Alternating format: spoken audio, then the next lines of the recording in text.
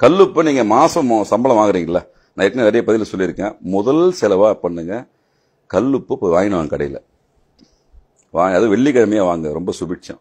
வாங்கி உங்க கையால வாங்கி வீட்டில் எடுத்து வைங்க. நியாயமா பூஜை ரூம்ல பூஜைக்க வேண்டிய ஒரு பொருள் கல்லுப்பு. சமையலறையும் ஒரு பூஜையில பலமுறை சொல்லியிருக்கேன். நீங்க மண்பாடத்துல வைக்கணும், இல்லைன்னா பீங்கான். இந்த ரெண்டு தான் கல்லுப்பு வைக்கிறதுக்கான முதல் விஷயம். முதல் பேசிக். நீங்க பொருளை வாங்கி உங்க கையால போட்டு நிரப்பி வைங்க. முதல் விஷயம்.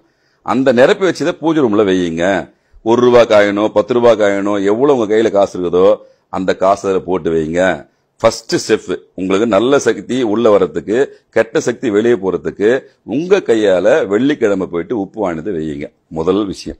அதுக்கப்புறம் ரெண்டாவது, நீர்நிலை சம்பந்தப்பட்ட இடம்னா இப்ப பாத்ரூம் இருக்குன்னு வச்சுங்களேன். சின்ன இடமா இருந்தாலும் பரவாயில்ல, உங்க கைக்கு எட்டாத தூரத்துல ஒரு சின்ன கப்ல ஒரு கண்ணாடி கோலையில விட வச்சிடலாம்.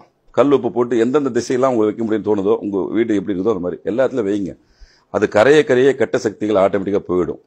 உங்களுக்கு நிறைய இடத்துல கரையாமே அப்படி இருந்துச்சுன்னா அந்த கெட்ட சக்தி தாக்கம் இன்னும் வீட்டுக்குள்ள அதிகமா இருந்து இயல்பாக புரிஞ்சுக்கலாம். கரைஞ்சிச்சு அப்படின்னா பரவாயில்லப்பா, நம்ம கர்ம எவ்வளவு கரையுது அப்படின்னு புரிஞ்சுக்கலாம். ஈஸியா ஐடென்டிஃபிகேஷன் பண்ணிக்கலாம். அது கரைய கல் உப்புக்கு அந்த தன்மை உண்டு. அதே மாதிரி இன்னைக்கு நிறைய பேர் செய்யற தவறு என்னன்னா, உப்பு நம்ம ஸ்பூன்ல எடுத்து போடுறோம். அது செய்யக்கூடாது. அது மகாலட்சுமி. உப்பு யாரு? மகாலட்சுமி. உங்க வீட்டுக்கு வாசம் செய்யக்கூடிய விஷயம். அந்த காலத்துல ஒரு மணப்பெண்ணு உள்ள வந்தா உப்பு கையில் கொடுத்து அனுப்புவாங்க. கேள்விப்பட்டிருக்கீங்களா? உப்பு கையில் கொடுத்து அனுப்புவாங்க. ஏன்னா மகாலட்சுமியே வீட்டுக்குள்ள